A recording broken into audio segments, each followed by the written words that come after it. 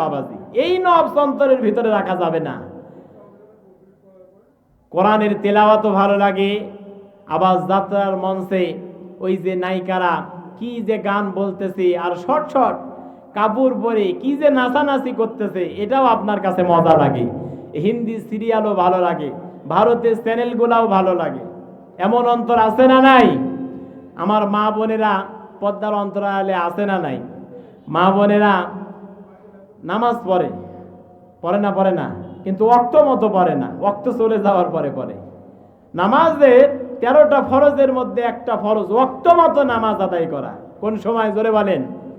আপনি জহরের নামাজ যদি আসরের সময় পড়েন, ওই নামাজ হবে? জোরে বলেন। ওই নামাজ হবে না। আপনি সকালের খাবার যদি দুপুরে খেয়ে বলেন যে আমি সকালের খাবার খেলাম, তাহলে কি হবে? জোরে বলেন।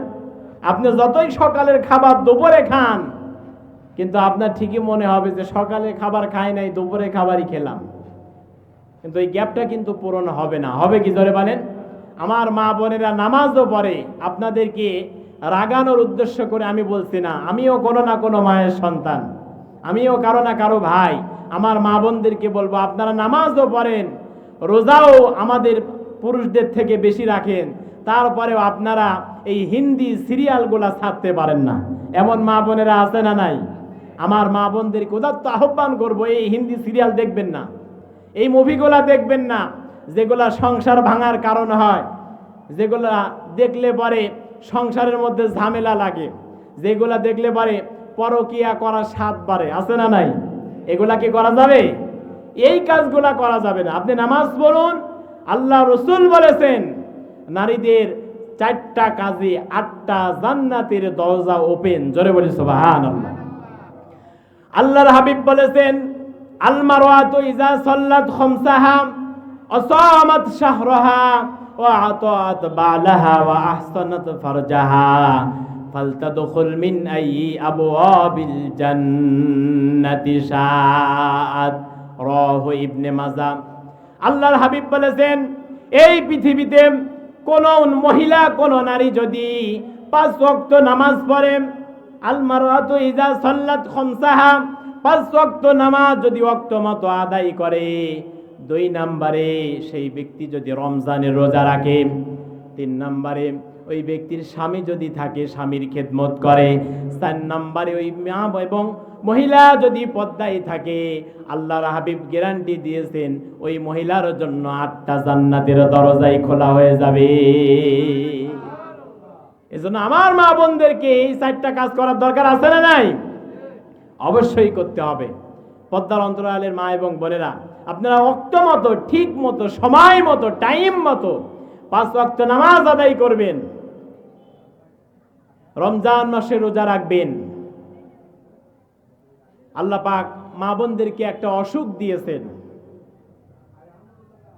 আল্লাহ পাক কোরআনে হায়েজ সম্পর্কে বলেছেন, রমজান মাসে যদি এই অসুখটা আপনার হয়ে যায়, রমজান মাস চলে যাওয়ার পরে, আপনার অসুখ ভালো হয়ে যাওয়ার পরে, রমজান শেষ হয়ে যাওয়ার পরে এই কাজা রোজাগুলো আপনি আগে আদায় করে দেবেন, তাহলে আপনার রোজা আদায় হয়ে যাবে। আল্লাহ পাক কিন্তু ছাড় দেয় নাই। মা পাশা কি? জোরে বলেন।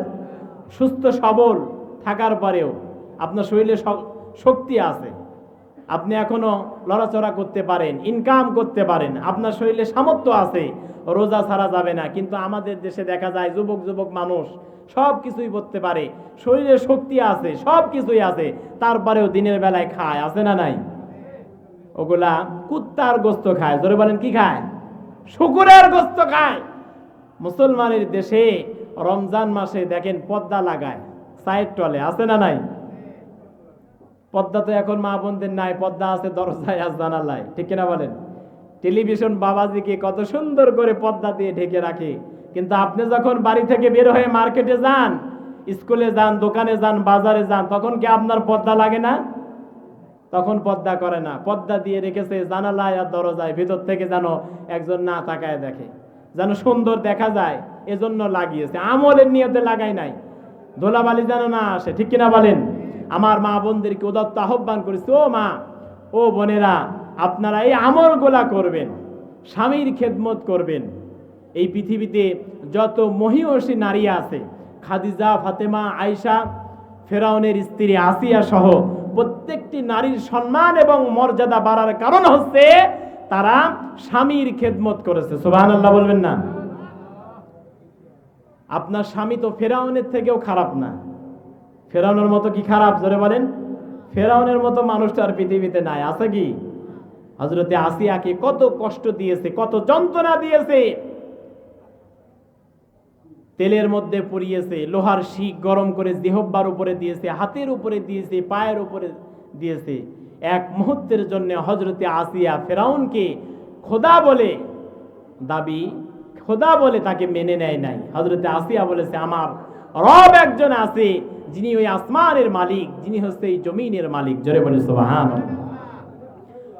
ফেরাউন আসিয়াকে অনেক কষ্ট দিয়েছে, অত্যাচার করেছে, নির্যাতন করেছে, জুলুম করেছে।